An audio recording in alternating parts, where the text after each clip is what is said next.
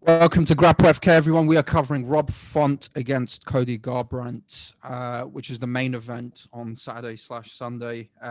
Rob Font, 18-4-0. Cody Garbrandt, 12-3-0, the former champ.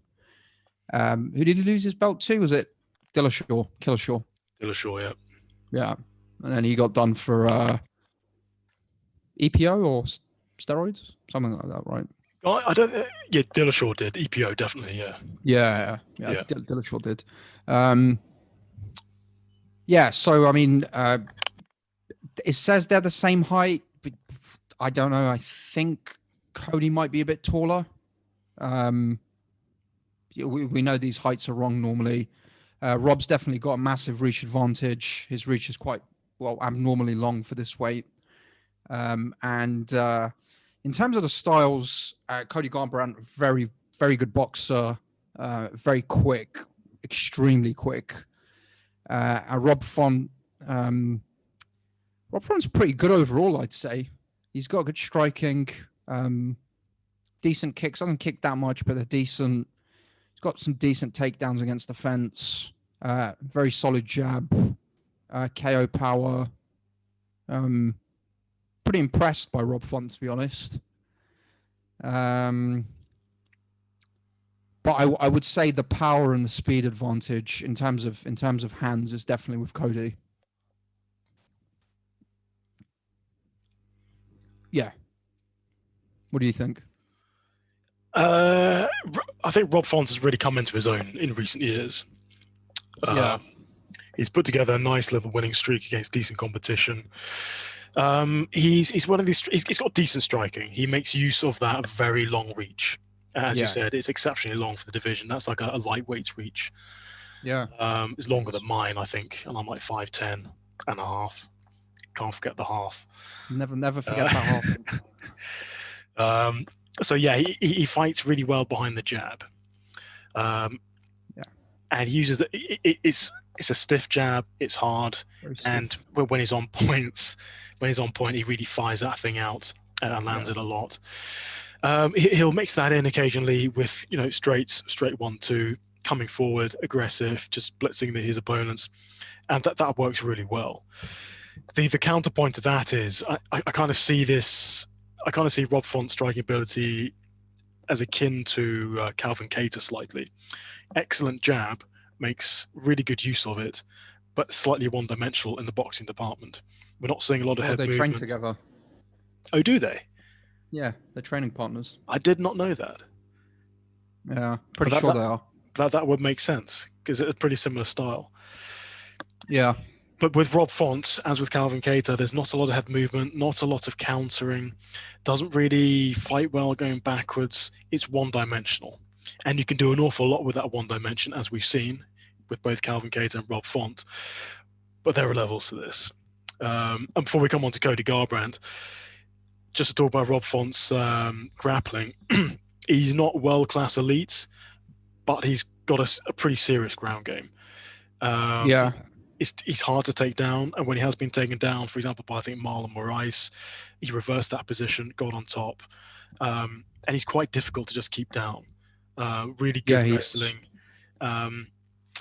So yeah, all in all, he's a good fighter. Yeah, he is. Yeah, he's solid, and he's actually who did he drop? I remember watching a fight. He dropped someone with his jab. I can't remember who it was against. Might have been Moraes. Possibly, yeah. Let me get his record up quickly. He jabs hard. Yeah, nice stiff jab. Yes, it is. So just for context, I mean, he's on a 3-fight winning streak against Pettis, Ricky Simon, Marlon Moraes. Yeah. So Sergio Pettis, there's a lot to say here. There are certain fighters like Sergio Pettis, Ricky Simon, who he just jabbed their faces off completely. Yeah. They stood in his range, where he can hit them, but they can't hit him. And they're walking forward, so they're basically just walking onto jabs. The problem is that Cody Garbrandt is not going to just stand there in jabbing range. And that's where I think Rob Font's game plan of getting behind that jab, fighting behind the jabs, is going to fall apart. because, we talk about Rob Font being a decent fighter. He's not special. And I think Cody Garbrandt, despite having some flaws, is special. His boxing is on another level.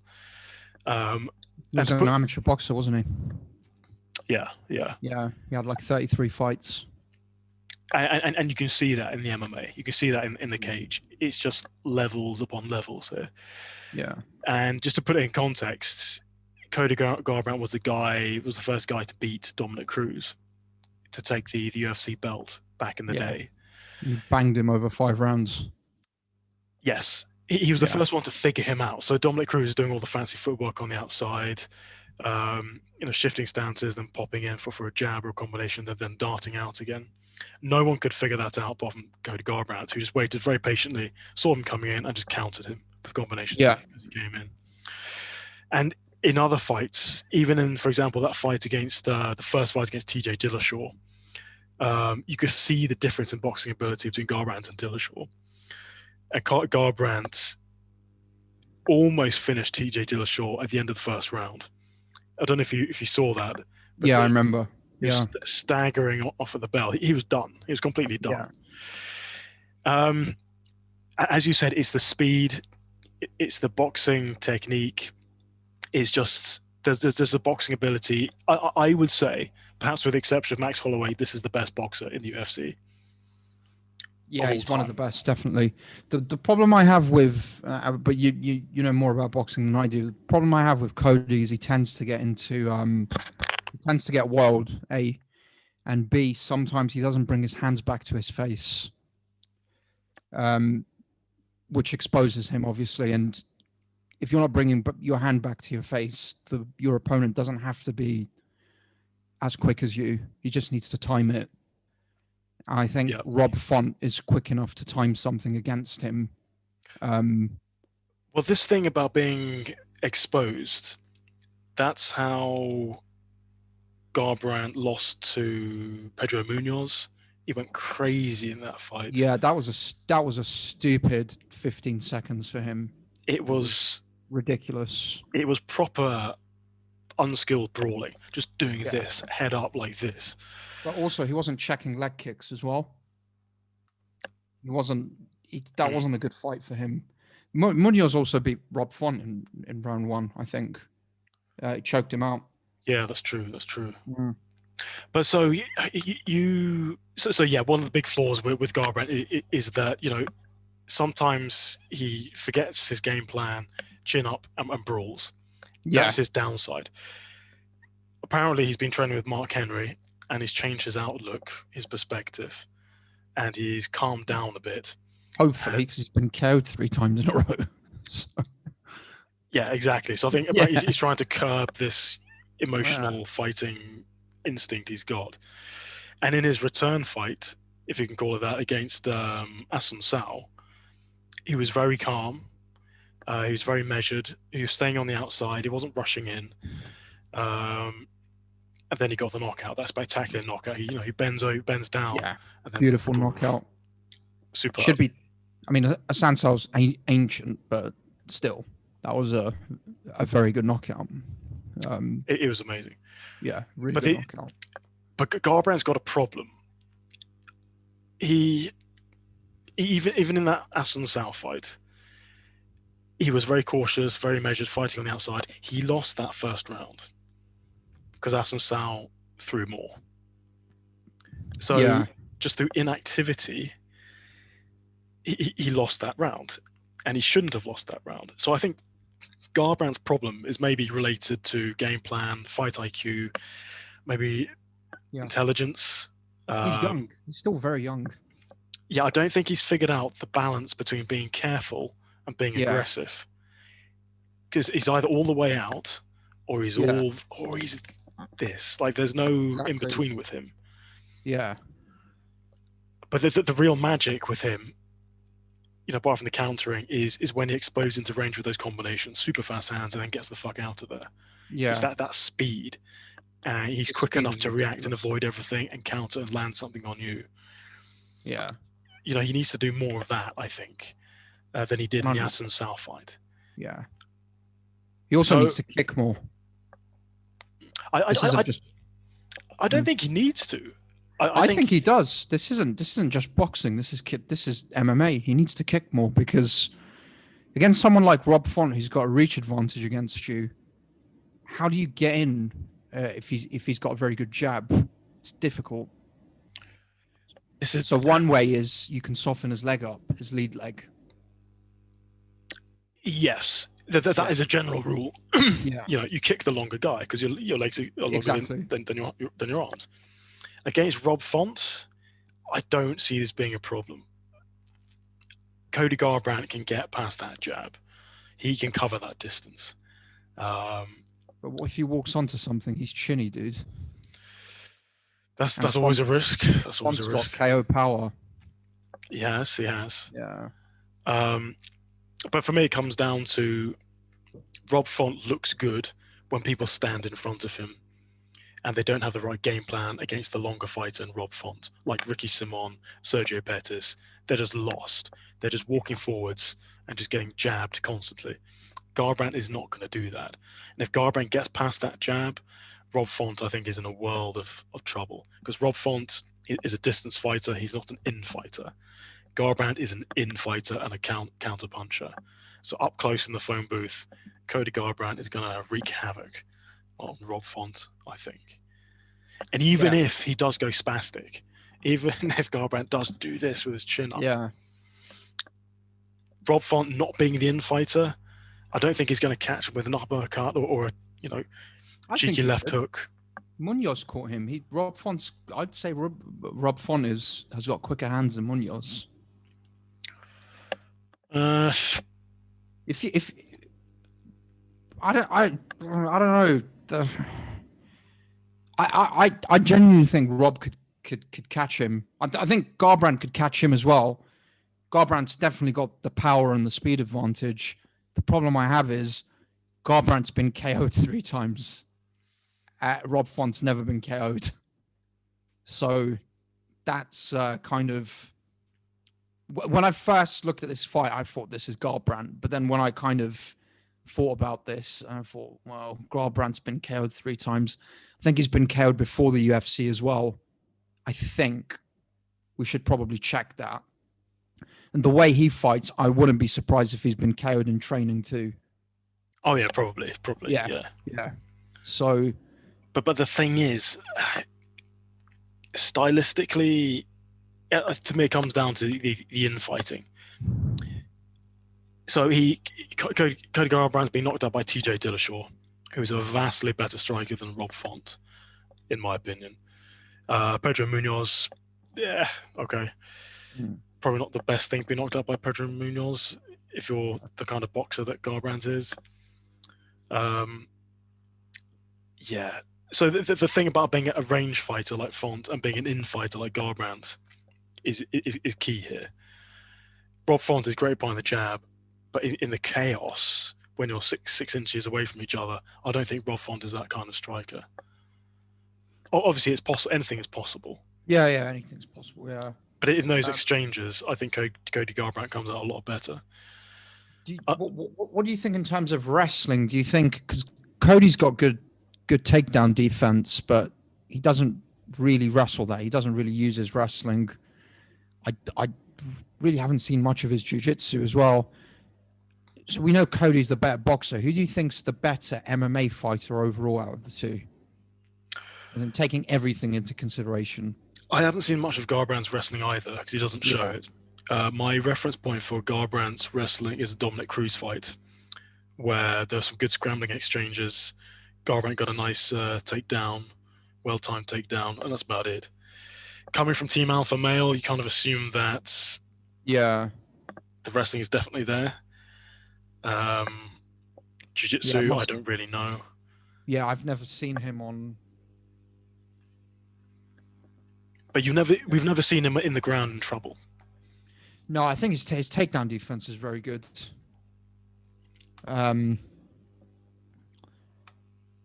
Who's taking? I don't think has anyone taken him down. I can't remember now. Did Dominic Cruz take him down? Did he manage to? Or I think Cruz did. There's been a. Let me look up the fight stats for that. UFC fight stats. Cody Garbrandt. No, he's got 100% takedown defense. Oh, sick. Yeah. For some reason, I thought Cruz managed to take him down, but No one's taking him down. He took Cruz down and he took someone else down. He took a few people down early in his career, but he doesn't. His takedown average is low. He doesn't really go for takedowns. We know he's primarily a boxer anyway, so it's just all KOs mainly. It's either him KOing people or getting KO'd, one of the two. Yeah. Yeah, for me, it's whether Cody Garbrandt can figure out the right game plan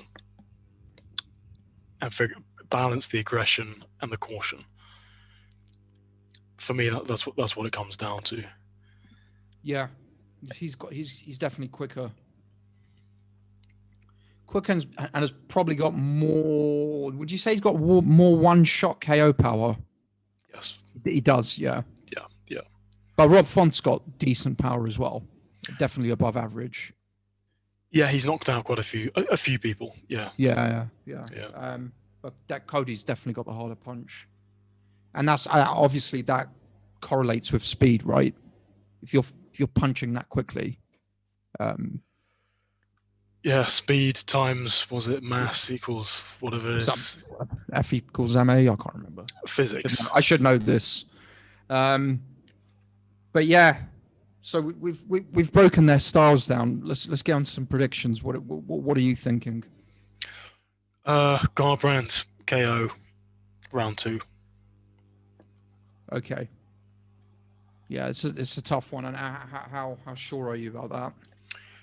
80%. 80%? Fucking hell, dude. You're being serious. Fam. The reason people are giving Rob Font a chance is because he jabbed Ricky Simon and Sergio Pettis over and over again, who came in with completely the wrong game plan and just stood in front of him. Garbrandt is not going to do that. And we're going to see the difference in striking ability here, and it's going to be vast. It's going to be night and day. If Cody Garbrandt doesn't do this. Yeah, which is a possibility. So, I don't think it'll be. I don't think it'll be that simple for Cody. I think this is going to be a very tough fight. I'm not sure. This is a tough one. I'm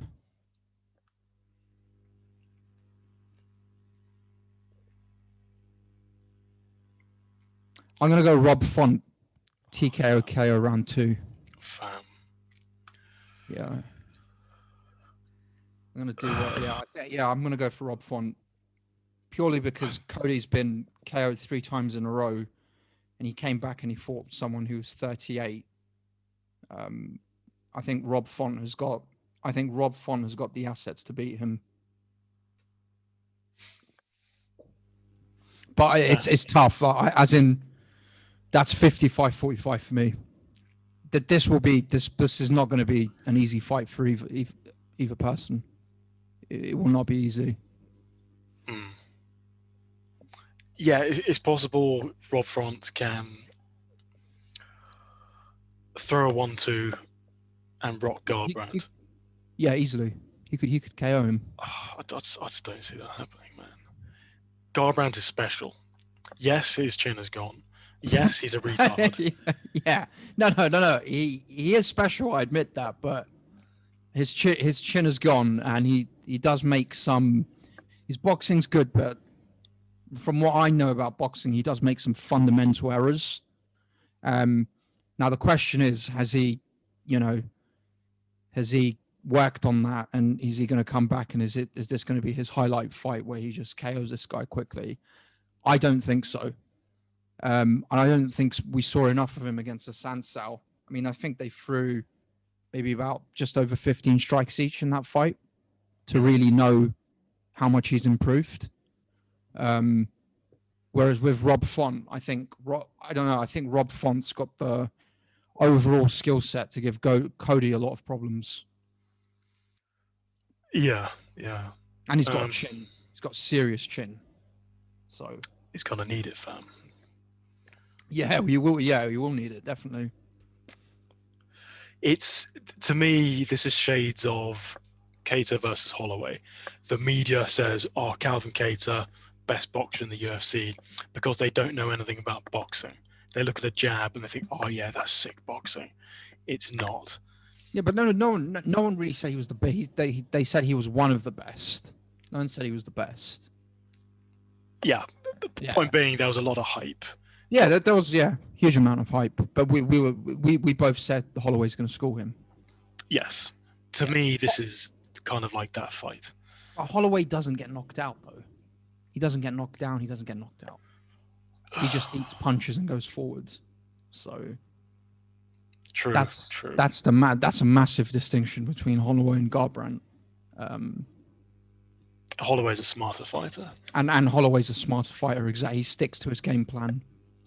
But Cody Garbrandt does often do the robot in the cage. So. No, Cody's good. I mean, he could win this. I'm saying 55-45 font. But Cody could definitely win this. I wouldn't be surprised if he KOs Font. The thing is, let me put it this way. He so very nearly beat TJ Dillashaw in that first fight, and he would have held on to the belt, and then his record would look very markedly different. I think he got unlucky there. Yeah, but he still got KO'd, right? He still took that impact, and then he got KO'd again, and then he got KO'd again. Yeah, so it's I just can't bet against Garbrandt here, and I know that you're a boxing man, fam. You're not going to bet against the guy who's like 32-1 amateur career in his amateur career of boxing. Sorry. Yeah. And this will probably be a boxing match. And primarily, I think. Yeah. I can't back. Font is not backable here, in my opinion. Yeah, but I mean, the thing is, Cody doesn't. He I don't know. He doesn't really. I don't know. I've seen some errors that he's made. He doesn't keep his hands up at certain points. Doesn't bring his hands back to his face. He gets KO'd easily. His chin's gone, I think. So he didn't do any of those things against Asun Sao. He was. Yeah, but Asun Sao is ancient, dude. He was born in 1982. So we shouldn't really be. Well, let's look at Asun Sao's record right before you write him off. I'm pretty sure he was on like a 2-3 fight skid before he fought Garbrandt. Yeah, he was. Yeah. So. But this guy's beaten Aljamain Sterling, Marlon Moraes. Yeah. 4 or 5 years ago. Pedro Munoz, TJ Dillashaw. He's beaten all these guys, dude. He was good 4 or 5 years ago. Yeah. He hasn't won since 2018. Yeah. All right. Anyway, I'm sucking off Cody Garbrandt. In and around your mouth. Yeah, don't try and stop me. We'll go for it. Well, let's check the odds then. All right. Oh, actually, I know what the odds are because I've already bet on this fight. I was that excited. Oh, really? Who do you think the favourite is? Cody, maybe. Slight favourite, possibly. I don't know. Just going on his name and stuff, I guess. Former champion. But I think it'll be a slight favourite. I don't think it'll be like very slight.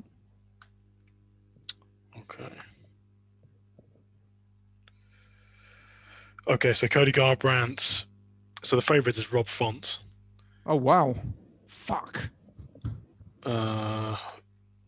Wanted the favourite to be.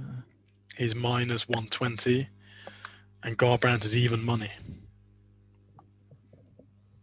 So what's Garbrandt by KO? Let's have a look.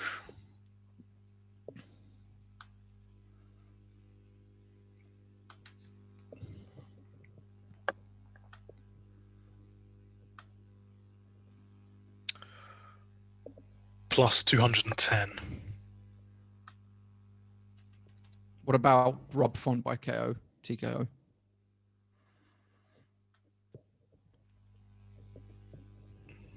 Plus 170. What? Very low, yeah. No value there at all. That makes sense. And it's not going to happen. So. No, it could happen, but I mean, I would. Oh, I don't know. Yeah, I've got Font 55-45. Do any of these guys have like submissions on their record? I'm pretty sure Cody doesn't, but does Font? Garbrandt doesn't. Yeah. Let's have a look at Rob Font.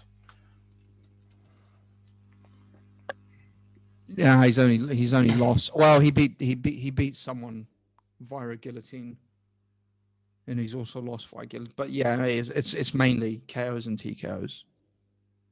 And unanimous decisions. Yeah. So this is a boxing match basically, and I think Rob Font probably thinks he's got a chance on the feet. And he just doesn't. He just doesn't. Fam, your boy got knocked out by Pedro Munoz, dude. Hey, Pedro Munoz is decent, man. He's decent, but his striking is not as good as Font's, in my opinion. Yeah, but he got knocked out by Pedro Munoz when Garbrandt was doing this. Yeah. But he was in the pocket, which you said is his greatest strength, apparently. As long as he's not doing this. Yeah. I think he's changed his ways. Where he has said publicly he's changed his ways. Yes. Yeah, of course. I think he's calmed down. He's no longer, the angry, emotional fighter. Yeah. He's still very young.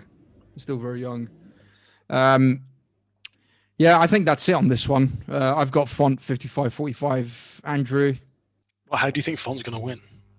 I think Font will TKO KO Cody. Oh, yeah. Not going to happen, dude. Not going to happen. That's MMA, dude. It's MMA. It's not amateur boxing. Yeah. So what are you thinking betting wise then? Because the odds they're pretty shit. I'm just going to do an individual bet for Cody Garbrandt. Just KO. Yeah, you could put this in, say, a risky come or a safe come, in my opinion. Actually, probably not safe come.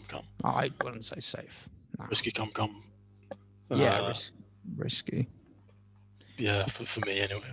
It's not going in a parlay for me, this fight, but I might put, I don't know, plus 170. He's not even that great. I might just ignore this fight in terms of betting. Or maybe put Rob in the risky.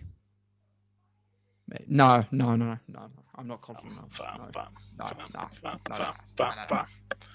No. Yeah. Madness. Yeah. Lost you on the screen there briefly. Okay. All right. Well, that's it. I think that's this fight done. Let's cover another one soon for the fans. Sick. Just quickly, I found out about the Derek Lewis incident. He didn't punch the guy. He picked him up and slammed him on his head. Well, it's even worse. Just to clarify. That's even worse. Yeah. That's he could kill someone doing that. That's no joke. Yeah. I think in America, I don't know. America's a bit lax on these things, right? Someone's breaking into your shit, you can fuck them up. It depends on the state, yeah. Do you know which state it was? I don't know. He's from the South, isn't he? Derek Lewis. I think he's from the South somewhere. Yeah. So they're a bit more, bit more flexible with the rules. So in Florida, for example, they have a stand your ground law where you can use whatever means necessary to defend yourself, including killing them. killing them. Yeah. Question: what's more stupid, trying to break into John Jones' house or trying to break into Derek Lewis's car? Christ. Probably John Jones's house, because I feel like you're probably trapped once you're in there. And also, he chased that motherfucker with a gun, which he didn't need to, but... The thing is, John Jones, great shop in England. Store. Yeah, so the thing is, once you're in John Jones's house, he's going to take great pleasure in fucking you up, because he's that kind of guy. He'd probably hog tie you, torture you for a few days. Exactly. Hog tie you in the basement and do unspeakable things to you. Oh, what a poor guy. Yeah, it reminds me of the guy who broke into what's his name? Oh, Smith's Anthony house. Smith, yeah. Yeah. And Anthony was like, he wasn't even that big, and I hit him a few times, and he was still up. He must have been on drugs. Yeah, and Anthony Smith was really shaken. Yeah, he was. Yeah, like he was, really psychologically shaken up by it. If that was John Jones would have just. John Jones wouldn't give a fuck. John Jones doesn't give a fuck. Yeah, 100%. He's not scared of anything. Yeah. John Jones doesn't give a fuck. John Jones, Derek Lewis, they're not scared of this shit. I think Smith's, he's a good, he's a fighter. Obviously, he's a tough guy, but there's a difference between being tough on the street and being tough in a cage. So that's a good point, Walid. Well, I think John Jones is just a very dangerous man overall. Yeah, there is a mentality. Yeah, there's a mentality difference. Yeah, there's an animalism. That enjoys fighting, really. And is really comfortable with the concept of violence, whereas most people just aren't. Yeah, he doesn't give a fuck. Yeah. But anyway, let's wrap this up. Thanks for watching, everyone. Please please subscribe, and we'll be coming out soon with another video very, very shortly. Thank you. Bye. Bye.